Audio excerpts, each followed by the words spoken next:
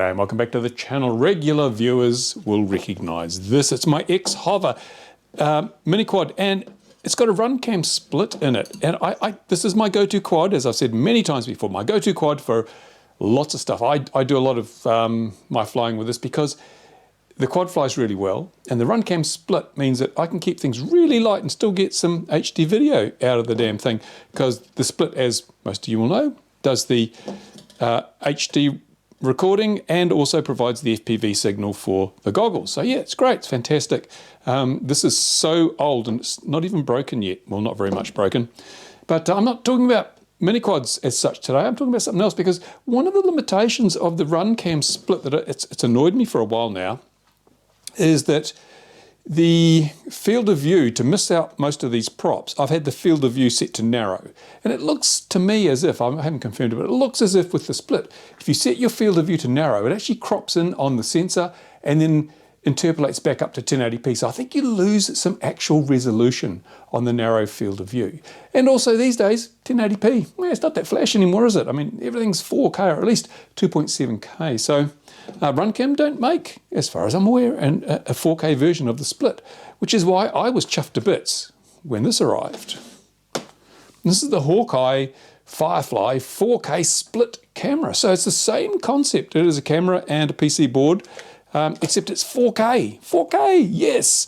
And so what I'm going to do today is I'm actually going to pull my split out of here, perhaps temporarily, perhaps permanently, I don't know, depends how this goes.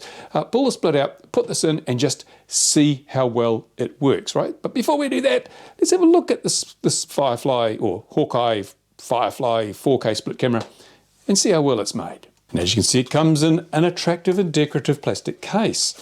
But we don't do unboxings here, so I'm not going to open it. Actually, it's really hard to get this open. It is anyway, enough of that. Once you get it out of the box, it looks like this, and it's the traditional, conventional split layout. Called split, of course, because we've split the camera away from the electronics, and then there's this little cable here. Now, I'm not a great fan of these ribbon cable connections, but there's not a lot of options because there's so many damn wires that need to, or so many connections need to be made between the board and the camera. I guess you're really stuck with that. I did have some problems with my run cam split and one of these cables causing it to lock up occasionally. That wasn't a good thing. But okay, so you get your board camera and your camera, or you get your camera and your board. You get a couple of sets of connectors. I like that. They give you 2 sets of connectors because there is a 6-way connector on the board here, which enables you to wire this up to your flight controller and your battery and everything else. So 2 of these means if you make a mistake or if you want to, do it again, you've got a spare, and it costs them like $1, and it can save you a lot of heartache. Brilliant, fantastic. You get something. Hold on, I'll pull in a bit here because I'm a little bit far out, and I want you to see the details. One of these little clicky boards, you know these things. We've all seen these back from the days of the old board cameras.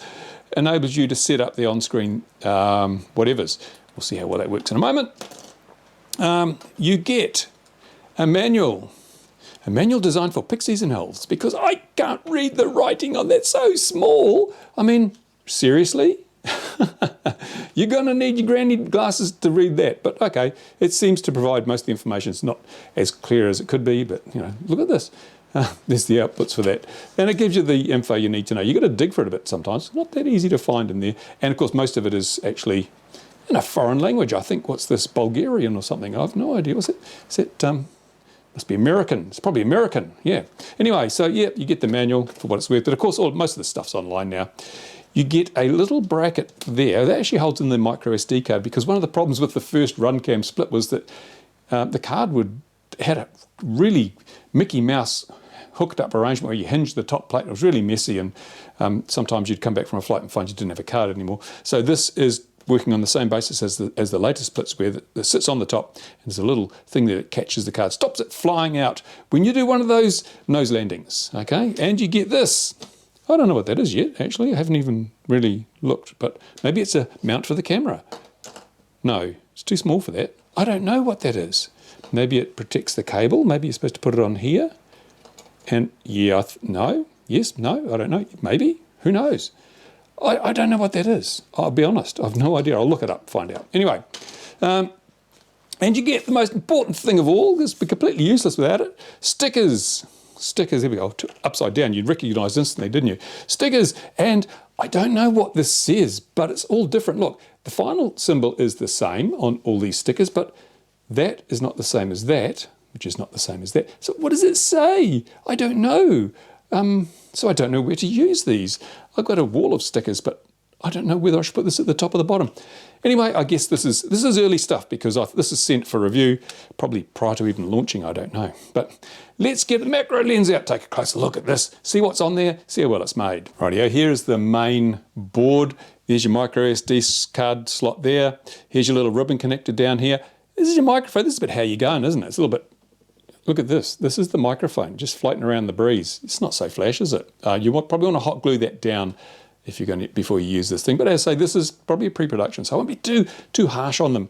Now over here we've got the connector. Remember we had two of those cables, the connector plugs in there, your little OSD thing, you know, little clicky board goes in there for setting things up. But there's a huge number of components on this board. This is actually really densely populated. And notice the shiny bits, conformal coated. What does that mean? Well, it's a waterproof coating. So if you're flying this out and you get it a bit wet, it's probably not going to cause too much trouble. If there wasn't this conformal coating on there, then these kind of electronics, just a single drop of water can really screw them up. They usually come right when it dries out, but if you're in the air and a drop of rain falls on your camera that you're relying on for your FPV, it's not a good look. And it is the 30mm square, it's not a super mini one. Turning it over, what do we got? We've got an IC here. Look, I don't know why. You think we can't work out what that is? There are only so many of these chipsets for these 4K cameras, but they've ground off the top writing, okay, I mean, someone's got to have a job, and there's probably people that train at university in China for years to get the skills necessary to grind that off without going through and wrecking everything. And they put to good use here, and this is interesting, a battery. So obviously it retains the real-time clock data. And you can tell from this that this is, and the specs, this is really an action camera chipset and camera that has been repurposed for the FPV. And that's great. So this is going to have a lot of features that you might not get on other cameras, and we'll look into those as we go along. Okay, what else we got? Little buttons here, clicky clicky. These can changes your video mode from 4K, 2.7K, 1080p, different frame rates. This one starts your recording. So it's pretty much like well, the Split doesn't actually give you much in the way of the ability to change your setup without looking through your monitor and negotiating menus. This is actually quite nifty because you can just step through and you don't have to use your phone with a QR code or anything. So I like that. That's a really good thing. You can change to all the normal modes you want to use just by pressing that button. And there's some LEDs here, which I'll show you later, which glow different colors and flash and blink and jump off and make coffee and tea. So you can see immediately what mode you're in and what mode you've just switched to. It's simple stuff, easy peasy. Over this side, we have a micro USB, which is, I don't know why USB-C is all the thing now, but micro USB, that's fine. That's obviously for something, probably getting the stuff off the SD card if you can't be bothered getting off your fat bum and taking the card out of the board. Okay, fair enough.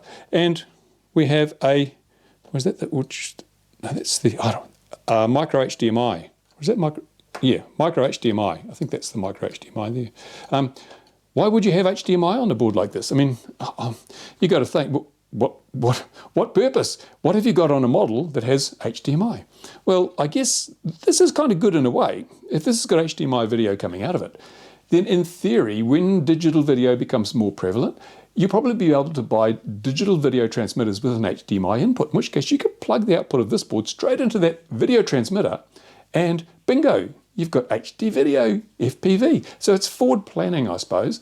Also, I suppose if you want to use it for other purposes, you can plug a monitor from there just to see what the camera sees. Okay, it's good, excellent, can't complain. So there's that little cable of the type I despise. Here's the camera.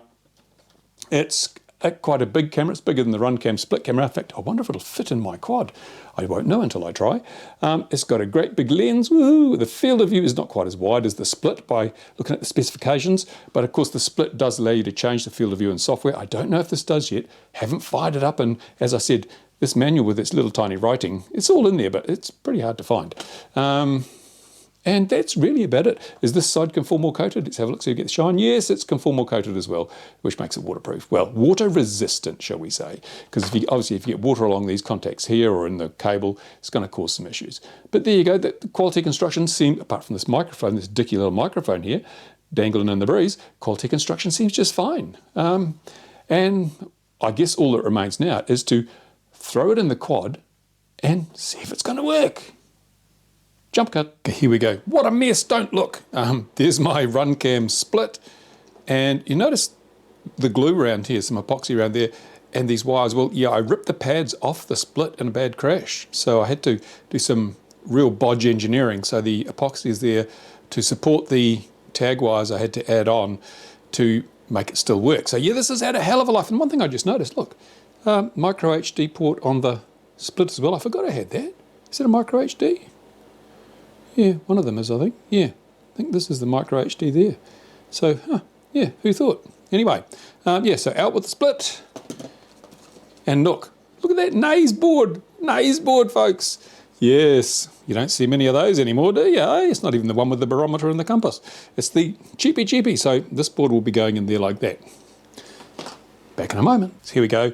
Super simplicity itself. We've got a black wire and a red wire for the power. We've got a yellow wire for the video. There's also a sense wire because it has an OSD to show you on-screen battery voltage, which is kind of handy really if you don't have an OSD, which I don't, because as we know, the old Naze 4 boards don't have, Naze 4 and Naze 5, I think it's a Naze 5, they don't have any OSD. This is old school. So yeah, in its simplest essence, you only need to use these three wires, the red, the black and the yellow, and you can just leave these ones, just wind them up and not use them. But there are wires on here also for voltage, for changing, what does it say? I've got it in the manual here. It says you can trigger. There are two trigger inputs, trigger 1 and trigger 2. So I guess you can shoot things, you put guns on it. No, that's just for starting, I dare say for taking photos and starting the video. And there's no information in this weighty tome about what sort of signal these expect, whether they're a PWM signal or whether they are something from the flight controller. We don't know, so I'm not going to use them anyway because my flight controller doesn't support that. Because I'm running the latest version of Base Flight. Remember that? No, actually I'm running Clean Flight from, I think it's version 18. So don't expect to see fancy flippity floppity flying when I get this in here.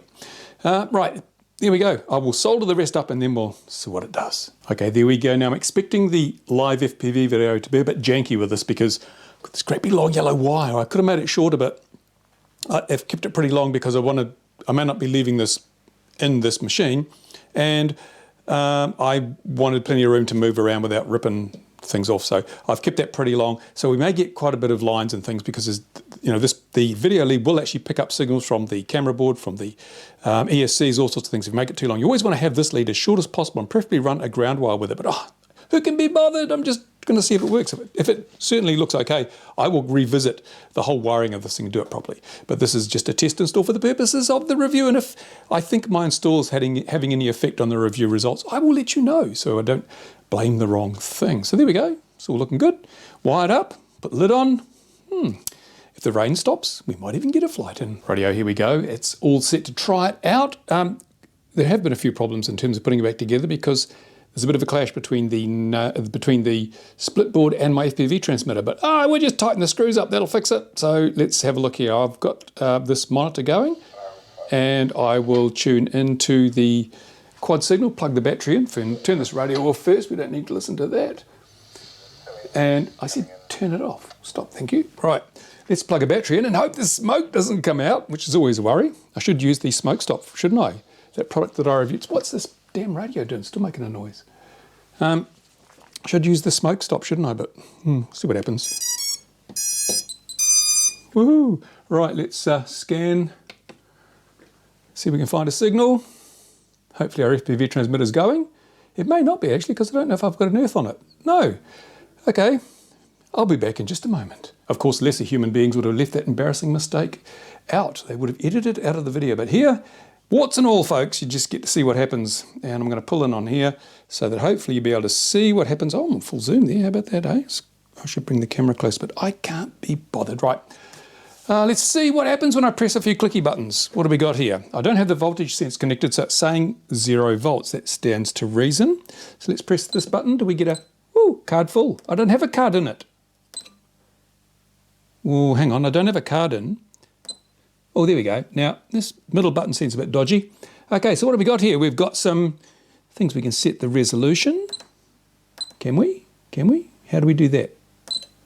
Oh no, too far. What's going on? This button here is crap. Let's Okay, so we're on the tool set here. Let's walk through some of the stuff that we have. So much stuff. Beep sound, well, we've got that going. Obviously, language, don't care. Frequency, this is probably the... Oh no, it's gone away. A card full. This is really dodgy. Go away. What did that do? I don't know. Please insert SD card. If you can't use it without an SD card, or if it does this when the card is full, remember the original RunCam Split had the same problem. When the card was full, you couldn't see where you're going because it had a big icon in the middle of the screen. So I think they need to fix that. Anyway, let's go across. How do I go to resolution then? Right arrow doesn't work. Oh, I see. This is highlighted. So I'm on resolution now. We'll try a really quick press of that center button. Nothing's happening. 1060p. There we go. What do we got? 1080p 60. So let's go down. We've got 1080p 30, 720p 240, 720p 60, 30, right up to 4K P30. I think we'll leave it on that for the time being because we want to test this out as a camera, don't we? So that was resolution. Now we've got loop recording. That should be off, I think. Have I got a... okay. Oh, God, this is so dodgy. Okay, we got that one. We were happy with that. How do I go back? There we go. So I want to go down. Loop recording is what I wanted. Oh, why did it change? Oh, I have no idea. This is so dodgy, folks. Yeah, I'm not even going there. This is crap. They need to sort this out. I wonder if one of the other dongles will work. Hang on, I've got another dongle here. I'm going to try changing to one of the RunCam dongles, and I'll probably blow the whole damn thing up. But I mean, it can't be any worse, can it? Seriously? Here we go. One of these RunCam. Oh no, that's got a multiple. I've got one with a 2-pin connector here somewhere. Where is it? Here's a 2-pin one. I'm going to use one of the RunCam ones. Remember these? Try that. See if that works any better. So we'll have to power down to do that because it goes into the bowels of the machine. So yeah, maybe it's just that board or maybe it's the firmware. I don't know. But I'm just going to see if I can replace the little dongle that they sent me with the one from RunCam, and will it work any better? Because to be honest, this board's useless. You can't change anything. It keeps jumping around like a kangaroo. For those in Australia who know what a kangaroo is. The rest of you just have to wonder or go on Wikipedia and look it up. Will this connector fit? I think it's the same connector. Yes, right. So let's try that again. Let me plug back in the... There we go, we've got a picture. Please insert SD card. Right, card full. No, it's still, I can hear it beeping multiple times. So, yeah, if you hold that down, it's like it's got an auto repeat, and it's just so bad that you can't do anything. Now I can't even get out of here. I think it's all locked up because I held it down for too long. Yeah, fail! I won't go bore you trying to get this sorted out on screen. I'm going to have to go through and really try to do this. It's going to take a long time. So we'll do a jump cut, hopefully to when I've had it set up. And there you go, folks, done like a dog's dinner. It's all in. Not a pretty job, but it was a quick job. Want to get it going. The camera does fit nicely where the split camera fitted. Brilliant, excellent. Wiring is pretty how you go. And I think we're going to get a lot of noise on the video signal, but that's not down to the fault of the board. If that happens, it's down to my really substandard wiring. It is pelting down outside. It's pelting down, damn it. So I'm going to charge a battery up anyway. Who knows? Who knows what will happen? We'll put some juice in it and maybe, I've left it pretty much as standard in terms of configuration of the camera because just using this board is just, it is just crap, okay? So they need to fix that, absolutely need to fix that. You can do it, but you've got to be really dedicated. It took me about 20 minutes to actually make some changes. So I've turned on the OSD, I think that was default, turned off the watermark. We don't want that. Set it to 4K at 30 frames a second. And yeah, that's probably about it. I don't know, some of the other options I just couldn't get into because it was bouncing me around like a yo-yo. So we'll see what happens. I'd have put an SD card in it. Yes, how about that? And formatted it in the machine because it's always pays to format your cards on the board or on the camera you're using them, just in case they use some woggy format.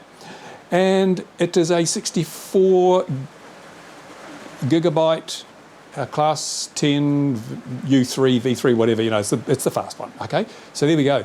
I'll put a 4-cell battery on charge and we'll see what happens. Jump cut. One important thing I haven't yet checked, and that's the latency, because as we know, these things can be pretty laggy. So hopefully I'm all in shot there. There we go. Let's just, ooh, that's not so good. I gotta say, yeah, it's not too bad, I suppose. Yeah. I guess we will find out. When I get my latency, my test rig set up, I will be checking a lot of cameras and goggles and screens and things. But that is, yeah. Maybe if in editing, I can check and see roughly what it is, but it is going to be noticeable, I'll tell you now. So for mini-quad stuff, it's going to be noticeable. It may change with different frame rates. I'll do a full test on that and see what I can discover, but at the moment, that's just a little bit slow. Okay, well, we'll wait and see. Well, it's bitter cold, it's windy, it's raining, it's blowing a gale, so perhaps it's time to check out the conformal coating on that Firefly 4K camera. What do you reckon? Okay, we'll give it a go. What's the worst that could happen?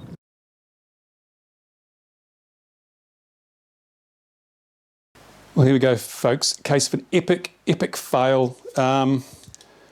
I have a feeling that this is broken. Now, it wasn't broken a moment ago, but if I plug this in, comes on, goes off. Right, if I press the power button, comes on, goes off. And I think I know what has happened. I did comment on this when I was showing you the board, this manky microphone here. I think this may have actually, once I got this all installed and everything, it was working fine. I put my goggles on, it was all ready to go. I thought I'll press, I think one of these buttons must start recording. So I pressed one of the buttons and it just died. That's it, it's just doing what it's doing now. And I think, we'll have a close look, I'll show you what I think has happened. Remember that little manky microphone? See, it's got these little exposed solder joints on the back. I'm wondering if that didn't get pressed down against the board. And even though being conformally coated, there shouldn't be any exposed conductors here, it is possible that that touched against the board and blew it up. I mean, that is a huge design flaw in my mind. I mean, you don't know. This is just really, seriously, who are you trying to kid? It is a pre-production, as I said many, many times, but really still, you know, floating around the air, it's not, you know, it may have been the cause of this problem. I'll have to do some more research and see what I can find out. I'll talk to Firefly. Good chance to see how good the support is, isn't it? But really, seriously, I know I should have hot glued this in place, but I forgot. I've been trying to get out there between the showers, or between the thunderstorms, and I thought, yeah, it'll be fine, but it wasn't, because it was laying down like that, and I think it might have just, you know, who knows, just the pressure on there, I might have just squeezed the frame a little bit, and it might have just pushed that onto the board, boom, smack, if that's the problem. All that work, and the result is that we don't get to see anything. And that's a real shame, because now I've got to put the split back in here because I love flying this thing and I don't want it out of commission. So it'll be another hour. Damn.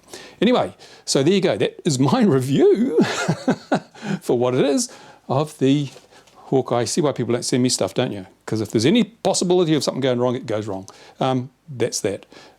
Damn, I'm really peeved because I really wanted to fly this. It's looking so damn good, but no, just thwarted by a poor design choice. Okay, there you go. At least if you get one of these, you'll know to cut those damn wires off, or just, because who wants the audio anyway? Or just glue it on or do something, but there you go. Thanks for watching, guys. This video may be continued. It may not be that. I will get hold of Firefly and see what this, or Hawkeye, and see what they've got to say. And yeah, but in the meantime, thanks for watching. Thumbs up if you liked the video, thumbs down if you didn't. And if you are really into Schadenfreude, you probably had a really good time watching this video, certainly the last part of it. But there we go. I think one important thing, if you're going to be selling products to the public, they've got to be pretty bulletproof, and that's not bulletproof. Thanks for watching, guys. Oh, there's a day gone. Well, tomorrow's another day. Bye for now.